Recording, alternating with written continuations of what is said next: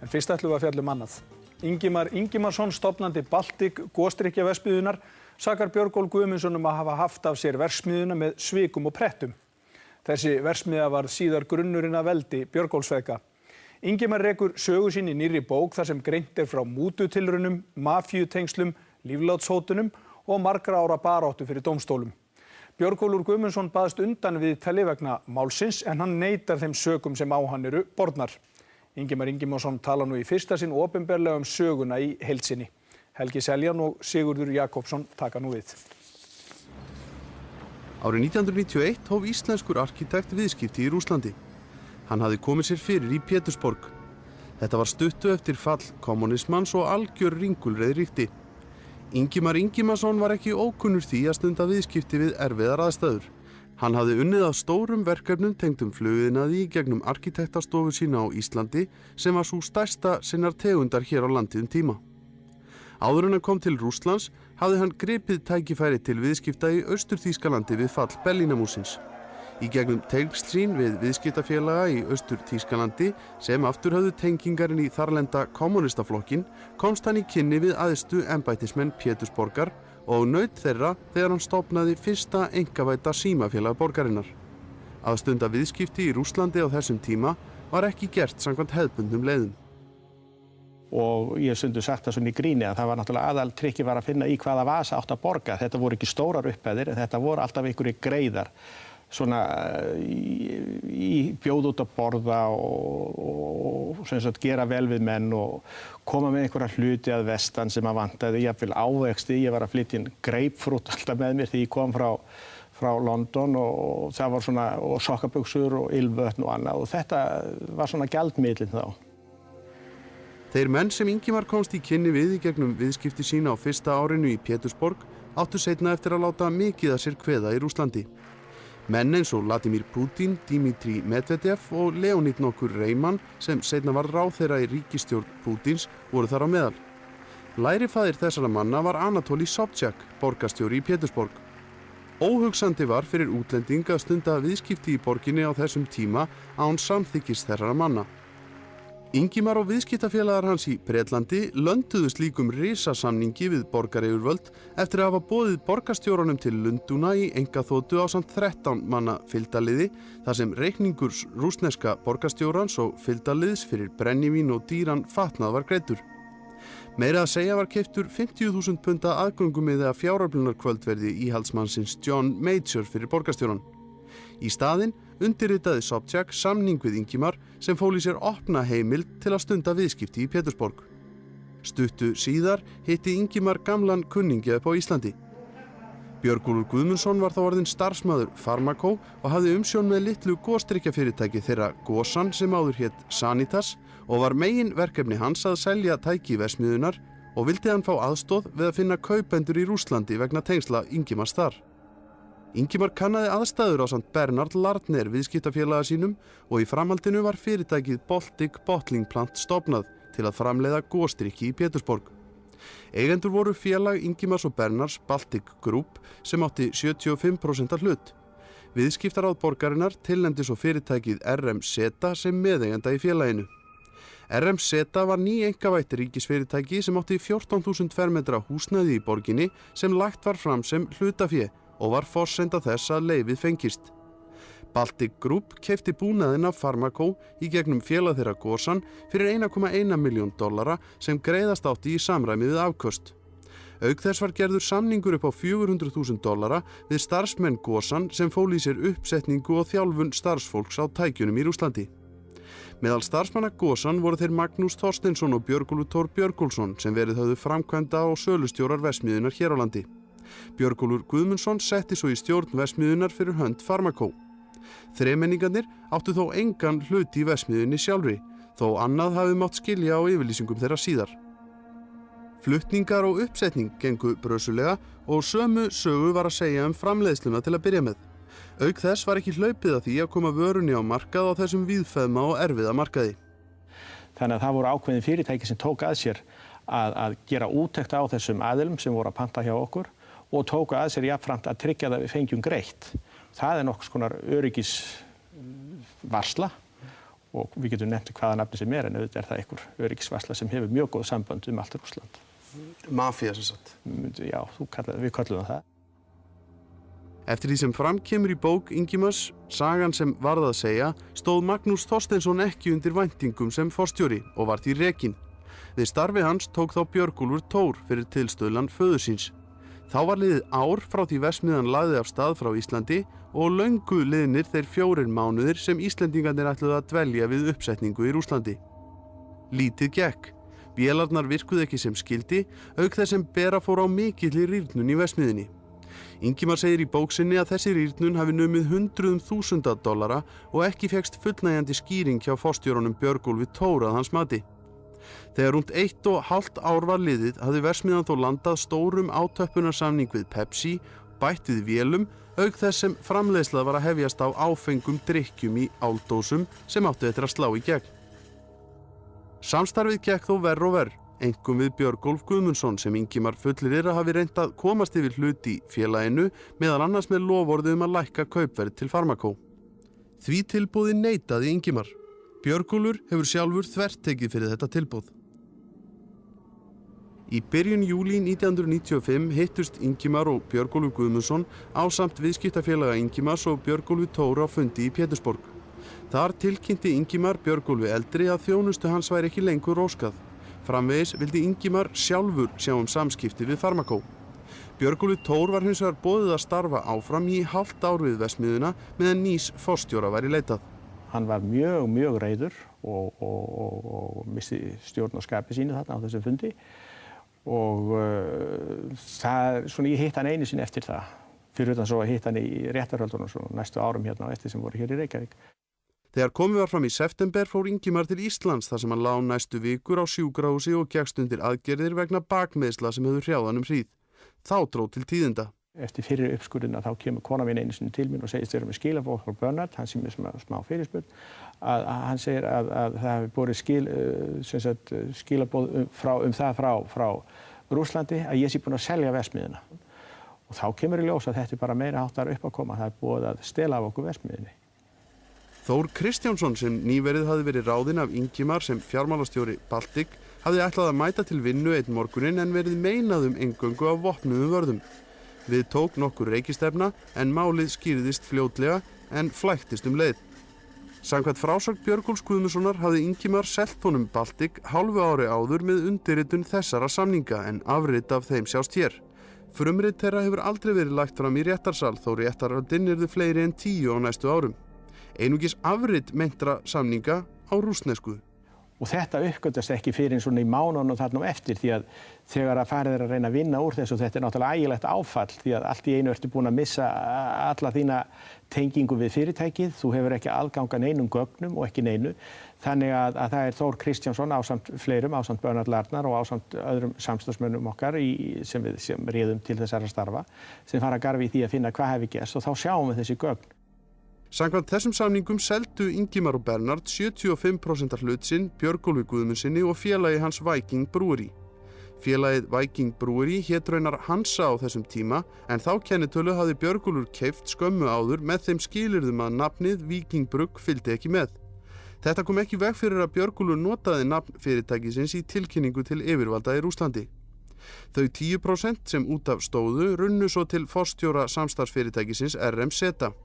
Kaupverðið var $500.000, einungis einn kaupendana, Viking Brugg, átti þó að greiða þá upphæð. Hluthafafundur átti að hafa verið haldinn 29. september 1995 þar sem samningarnir voru lagðir fyrir og samþykktir. Engin fulltrúi seljanda var á staðnum, né Bernhard Larnar sem segist aldrei hafa verið boðaður þangað. Verksmiðjan var því orðin eign Björgólfs Guðmundssonar. Ég átti að hafa í mars 1995 að hafa selt þetta fyrir $500.000 sem átti að greiðast eftir hendinni sem stendur á einu ári. Kaupverðið hafa margir undrast. Óumdeilt er að rekstur verksmiðjunnar var komin vel á skrið á þessum tíma. Ársveltan stefndi í rúma $30 milljónir. Í minnisblaði Þórs Kristjánssonar frá þessum tíma segir að kaupverðið sé undarlegt í ljósi þess að það sé nokkurn veginn það sama og hagnaður félagsins hafi verið á mánuði á sama tíma. Og sem sagt við erum með bara verðmöt frá alþjóðum bönkum og fyrirtækjum sem mátu þetta á cirka $20 milljónir. Þetta sem ég átti að hafa selt fyrir 500.000. Sem fyrr segir var hinn umdeildi hluthafafundur sagður hafa verið 29. september. Þar lagði Björgólfur fram samninga og fékk hluthafabreitingu staðfesta. Til þess að hafa mátt halda hluthafafundinn og staðfesta breytinguna þurfti að liggja fyrir samþykkt hlutafélagaskrár í Pétursborg á hinum 9 hluthöfum. Það var veitt degi fyrr. Fljótlega kom í ljós að það gat ekki staðist. Til þess hefði Björgólfur Guðmundsson þurft að vera á 2 stöðum í einu. Þá man Bernhard Larner félagi minn allt í einu eftir því. Hann hittir Björgólf Guðmundsson á götu í London ásamt konu sinni. Gat að verið að þeir hafi ekki verið í Rússlandi 29. september þegar þessi hluthafafundur átti að hafa farið fram. Björgólfur hafði sem sé ekki verið í Pétursborg, heldur var hann að fylgjast með KR-ingum með kappi við Everton í Liverpool. Þessar upplýsingar voru lagðar fram í dómi í Pétursborg. Lögmenn Björgólfs báðu frestun en gáfu síðan þær skýringar að ritara fundarins hefðu orðið á mistök. Fundurinn hefði verið haldinn 4 dögum fyrir þann 25. september. Þar með var ljóst að samþykkis hlutafélagaskrár hafði ekki verið aflað fyrir fundin eins og bara að gera. Því var ljóst að fundurinn og skráningin voru á svig við lög. Á næstu árum fluttu Bernhard og Ingimar 10 mál fyrir héraðsdómstól og Hæstarétti í Pétursborg. Ingimar segir lögmenn Björgólfs ítrekað hafa reynt með brögðum að tefja málið. Jafnframt greinir hann í bók sinni frá hótunum og jafnvel mútutilraunum á hálfu Björgólfs Guðmundssonar sem á að hafa boðið Ingimar nærri $1,7 milljónir til að falla frá málaferlunum. Á meðan á réttarhöldunum stóðu Ingimar og Bernhard varir við að svo virtist sem lögmenn Björgólfs væru óeðlilega meðvitaður öll þeirra skref í málinu. Því fór þá að gruna að samtöl þeirra væru hleruð og beindist grunur þeirra að skrifstofum Bernhards í London.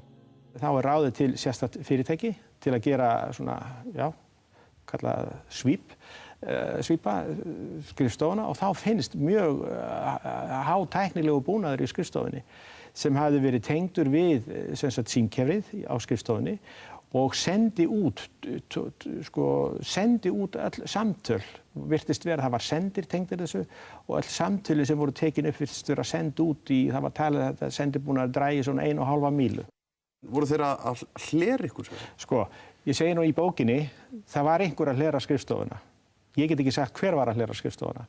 En ég dreg þá ályktun að þeir sem höfðu mest gagnaði að hlera okkur á þessum tíma voru gagnaðilegar okkar. Ingimar fekk líka torkennilegar sendingar í íbúð sína í Pétursborg. Það var verið að senda manni, þú veist, ef þú ert svona mafíudæmi, þú fær lítinn pakka og inn í pakkanum er dauður kanarífugl. Það er merkið þú út næstur á listanum. Fékkstu svoleiðis sendingar? Einu sinni. Það getur hver sem reynt að hræða mig með því að senda dauðan kanarífugl í pakka.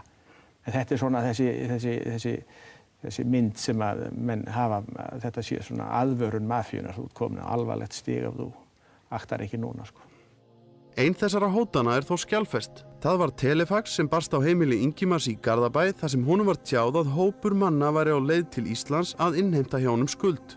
Hópurinn væri væntanlegur og Ingimar hvattur til að bregðast við, svo öryggi konu hans og barna yrði ekki ógnað. Þá fyrst var kona mig hrædd því að hún hafði náttúrulega vitað hvað ég var að gera og þetta komið allt inn á stofugólf og inn á heimili hjá okkur. Lögmaðurinn minn skrifa bréf til sýslumannsins í Hafnarfirði og kærir þetta. Og á þess að ég viti nákvæmlega hvernig það fór fram, þá held ég að það hafi verið sendt til Interpol í Bretlandi og ég hafði þarna ákveðna aðila í huga sem að ég taldi að gætu staðið á bak við þetta og benti á það í þessari kæru og þetta hætti eftir það. Hverjir voru þetta? Forstjórinn sem átti að taka við af Björgólfi Thor sem voru búin að ráða, það var breskur maður og hann virtist vera farin að starfa með lögmanni Björgólfs Guðmundssonar hér á Íslandi. Á meðan réttarhöldin í Rússlandi stóðu sem hæst kærði fyrrum meðeigandi Ingimars og þáverandi meðeigandi Björgólfs þá Ingimar og Bernhard Larner fyrir margvísleg brot, fjárdrátt, skattsvik, tollalagabrot og peningaþvætti. Lögregla rannsakaði þau mál en taldi síðar enga ástæðu til ákæru. Ingimar var í upphafi rannsóknar handtekinn af stórum hópi lögreglumanna einn morgun í Pétursborg að viðstöddum Þór Kristjánsinni sem starfaði með honum að málaferlunum. Ingimar var svo sleppt síðdegis og hitti Þóri í íbúð sinni. Þá hitti ég hann þar fyrir alveg sturlaðana hræðslu. Þá hafði hann setið þarna í íbúðinni og greinilega mjög skelkaður yfir þessu öllu og á skrifborðinu hjá honum þá voru svona 3 eða 4 A4 blöð þar sem hann skrifa nafni sitt alveg bara lón og dón, alveg línu eftir línu, Þór Kristjánsson, í einhverju pati til að róa sjálfan sig eða eitthvað slíkt. Og hann segir mér þarna að þegar ég kem að hann sé búinn að fara út á ferðaskrifstofu og hann hefði keypt sér farmiða og hann fari heim til Íslands á morgun. Þór Kristjánsson sagði upp nokkrum dögum seinna og fór stuttu síðar að starfa fyrir Björgólf Guðmundsson. Þór sem fram að þessu hafði ritað fjölda yfirlýsinga meint glæpsamlegt athæfi Björgólfs Guðmundssonar átti síðar eftir að verða einn nánasti samstarfsmaður Björgólfs. Hann sat meðal annars í umboði hans í stjórnum Landsbankans, Straums Burðarás, Vestham, Icelandic Group, Eimskipafélags Íslands, Brims og Eddu útgáfu.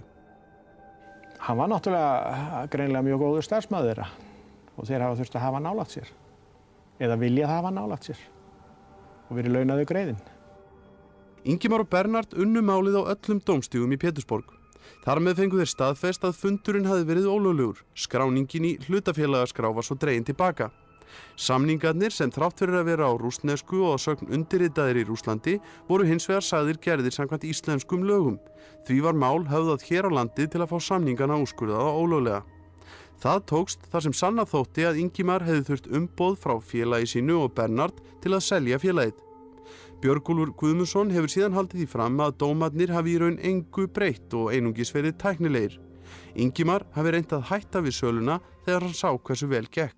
Þeir vilja meina það að þú hafir einfaldlega skipt skoðun í millitíðinni og búið þér til ástæðu til þess að reyna með einhverjum svona tæknilegum hætti að koma þér út úr sölunni. Sko, fyrsta lagi ég skrifaði aldrei undir þessa samninga. Aldrei. En samt undirritunin þín á þeim og... Nei, sjáðu til, frumritin hafa aldrei sést. Þetta er ljósrit. Ég hef aldrei séð frumrit. Ástæðan fyrir því að samningarnir eru sagði gerðir 24. mars er svo, þetta var eini dagurinn á árinu þar sem við höfðum verið saman í Rússlandi, ég og Björgólfur. Því að þennan sama dag heldum við hluthafafundi í fyrirtækinu. Og þá var hann þar að því að hann var í stjórn fyrirtækisins sem fulltrúi Pharmaco. Ef þú hefði verið að selja, hefði þá ekki verið gengið frá því á þeim? Að sjálfsögðu. Það hefði verið efni hluthafafundarins því, en það bara stóð ekki til að selja. Þeir vísa til þess að samningarnir hafi verið rannsakaðir sérstaklega í Rússlandi með tillit til þess að þarna hafi verið þín undirskrift og að samningarnir hafi ekki verið falsaðir. Ég hef aldrei séð samningana og þetta vildu við láta rannsaka samningana, frumritin. Það var ekki hægt. Þegar að Björgólfur Tór, þegar hann er spurður hverju samningarnir, þá segja hann þeir eru á Íslandi. Þegar Björgólfur Guðmundsson var svo spurður síðar í réttarhöldunum sem fóru fram þarna, árið 98 og 99, þegar hann er spurður hverju samningarnir, þá segir hann þeir eru í Rússlandi. Þannig að samningarnir voru aldrei tiltækir. Og síðan þegar að málaföllin eru hérna í gangi, þessi síðustu málafölli fyrir héraðsdómi, þá leggur lögmaður hans fram viðbótarskýrslu. Það sem hann segir að samningarnir hafi verið sendir í rannsókn hjá glæpadeild rannsóknarlögreglu Sankti Pétursborgar. Þeir hafi glatast. En svo vel vildi til að rannsóknarlögreglan komst að þeirri niðurstöðu að þetta voru frumrit. Og þetta var sem sagt löglegir pappírar. En svo sendaði bréf, þeir leggja fram í réttinu hérna bréf, Björgólfur Guðmundsson og hans lögmaður, leggja fram bréf í réttinum þar sem segja að því miður samningarnir hafi tapast í Rússlandi. Og það er bréf frá lögreglunni. Hvernig það bréf er orðað er mjög skrítið því það er ekkert getið það að þeir hafi verið búin að rannsaka samningana. Þeir segja að þeir hafi týnt þeim. Þegar búið var að hnekkja samningnum, skráningunni og breytingu á hluthafalistanum árið 1999 lá beinast við að endurheimta verksmiðjuna. Ingimar mætti þangað í fylgd lögreglu en þá kom í ljós að málið var fjarri því svo einfalt. Og þá erum við með lögreglu, við erum með einhverja fulltrúa frá dómstólnum og við förum þarna inn og það er óskapleg reikistefna sem hefst þarna milli rússana. Þá voru rússar náttúrulega með Björgólfur Tór þarna, hann var með sína lögmenn þarna og þá kemur í ljós að allar eignir félagsins sem ég hafði barist fyrir í dómsölum Rússlands í 1,5 ár, það búið að flytja þær allar yfir í önnur félög, fyrirtæki sem hét Bravo. Þannig að það var ekkert að sækja þarna. og svo þegar ég reyni síðar að kanna hvað við getum gert til að takmarka skaðan eða fara í skaðabótamál, þá reynist okkur það ekki kleift af því að við höfðum fyrstulega ekki upplýsingar úr bókhaldinu, við höfðum ekki nægileg gögn til að höfða skaðabótamál á hendur þeim. Hvernig gátu menn komist upp með það að stinga undan eignum sem hafði verið dæmdar ekki þeirra? Já, sko það sem heitir á íslensku eða íslenski lögmenn kalla innsetning, það sem þú getur fengið yfirvald til að afhenda þér eignir sem að þér hefur verið dæmdar samkvæmt dómi. Það var ekki til í rússneskri reglugerð því að sko það þurfti ekki þetta ákvæði í rússneska ríkinu því að ríkið átti allar eignir. Það er athyglisvert í ljósi fullyrðinga Björgólfs Guðmundssonar að félagið hafi verið selt í mars en salan ekki gengið formlega í gegn fyrr en hálfu ári síðar að skoða samskipti Ingimars Ingimarssonar, fyrrum eiganda, við Björgólf Thor forstjóra á sama tímabili. Til er fjöldi bréfa sem sýna Björgólf taka við fyrirskipunum frá Ingimar á þeim tíma. Meðal annars varðandi markaðssókn fyrirtækisins og sumarfrí Björgólfs, sem Ingimar hefur áhyggjur af að verði á sama tíma og frí aðstoðarforstjórans. Á umræddu tímabili skrifar Ingimar auk þess undir nýjan 6 mánaða ráðningarsamning við Björgólf Thor. Í greinargerð frá Björgólfsfeðgum sem send var Kastljósi segir Björgólfur Guðmundsson þetta eiga sér skýringar í trúnaðarákvæði í kaupsamningi við Ingimar sem Björgólfur hafi virt og því ekki sagt syni sínum frá sölunni af ótta við að það myndi leiða til átaka eins og það er orðað. Ingimar segist nú einungis geta gert sér í hugalund hvers vegna Björgólfur Guðmundsson hafi gengið fram gegn sér með þeim hætti sem hann heldur fram. Hann segir að hugsanlega megi rekja ástæðuna til fundarins þar sem Ingimar kveðst hafa lýst yfir við Björgólf að hans væri ekki lengur þörf í samskiptum við Pharmaco.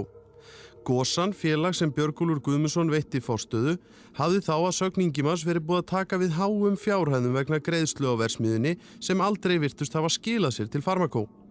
Pharmaco hélt í fram að aðeins hafi verið greiddir $452.000 af þeim 1100.000 sem var samið í upphafi.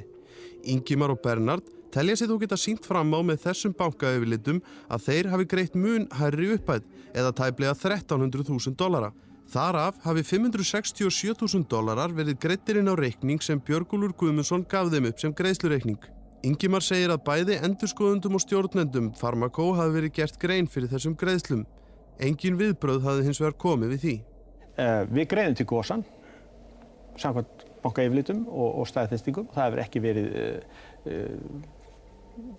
borið tilbaka, við höfum borgað þetta. Þannig að það hlýtur að vera forstjóri eða framkvæmdastjóri fyrirtækis sem ber ábyrgð á því, sem er þá Björgólfur Guðmundsson. Hvað varðar kaupverðið í hinum umdeildu kaupsamningum, þá var það aldrei greitt Bernhard eða Ingimar. Þess í stað gaf Björgólfur þá skýringu að kaupverðið hefði runnið upp í skuld vegna tækjakaupana Pharmaco í upphafi árs 1993. Skuld sem jafn umdeild og flest annað í þessu máli. Í yfirlýsingu sem send var Kastljósi í síðustu viku koma fram margs konar ásakanir á hendur Ingimari. Auk þess sú staðreynd að eignarhaldsfélag hans hafi verið skráð í skattaskjóli, sagt til marks að þar hafi Ingimar reynt að firra sig ábyrgð á félaginu. Þeir kæra mig fyrir utan hér á Íslandi fyrir rannsóknarlögreglu, þeir kæra mig í Bretlandi og þeir kæra mig í Rússlandi, þar sem ég rannsakaður af rannsóknarlögreglunni í nánast 1 ár. Og ég var kærður í tvígang. Það koma engar niðurstöður, það var ekkert sem benti til eða sko, það var engin fótur fyrir þessum ásökunum, meðal annars þessum fjárdrátt upp á 4,5 milljón. Það hefur engin málaferli átt sér stað út af einhverjum ólöglegum gjörningu sem ég eða félagi minn Bernhard Larner á að hafa staðið fyrir, hvorki í Rússlandi eða í Bretlandi eða á Íslandi. Þetta ekkert flókin fyrirtækjastruktúr, það var eitt fyrirtæki sem átti þetta, það fyrirtæki Baltic Group og það aflandsfyrirtæki sem var skráð á Jómfrúareyjunum. Það var aflandsfyrirtæki sem átti þetta. En var þetta ekki gert til að komast við að greiða háan skatt? Greiða skatta, þetta greiða skatta hvar í Rússlandi. Það var náttúrulega afskaplega flókið að vera í þessu viðskiptaumhverfi í Rússlandi því að þar var erfitt að fóta sig á skattaumhverfinu en það hafði ekkert með það að gera. Þetta var bara einfaldlega verið að setja þarna fé inn í Rússland í gegnum þetta félag sem fjárfesti í þessu að setja verksmiðjuna á stað í Rússlandi. En þetta var aflandsfélag sem nú ekkert nýtt í íslenskum viðskiptum í dag. Við byrjum þessa framleiðslu í febrúar 1995 og það urðu engir árakstrar meðan að ég þarna fram í september. Við erum að framleiða þetta og það má segja, þarna förum við óafvitandi inn á svið sem að ákveðin öfl í landinu telja sig eiga. Og allavega, og sjálfsagt hefði maður rekist á þau þegar ef við hefðum haldið áfram við stjórnvölinn. En það var ekki komið að þessum punkti þarna. Þannig að til þess að halda áfram í þessum farvegi þá hefur sjálfsagt eitthvað gengið á sem þá gerist eftir að ég settur af þarna eða búinn að tapa fyrirtækinu. Björgólfur Guðmundsson ætlar ekki að svara ásökunum Ingimars fyrr en síðar þegar hann hefur kynnt sér efni bókarinnar betur. Björgólfur segir hins vegar í yfirlýsingu til Kastljóss að á umliðnum árum hafi fyrirtæki og stofnanir víða heimgert fjölmargar áreiðanleikakannanir vegna viðskipta hans og annarra sem tengjast málinu.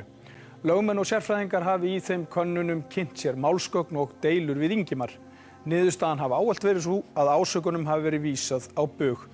Hvað varðar nýjar ásakanir misferli Björgólfs í samskiptum við Pharmaco vísar Björgólfur þeim til föðurhúsanna og segir að eftir standi sú staðreynd að félag Ingimars hafi ekki staðið í skilum við fyrirtækið Gosan. Og við viljum vekja athygli á því að lengri útgáfa af viðtali Helga Seljan við Ingimar má nálgast á vef Ríkisútvarpsins ruv.is síðar í kvöld og á morgun þá ætlum við að halda áfram hér í Kastljósinu umfjöllun þessi mál.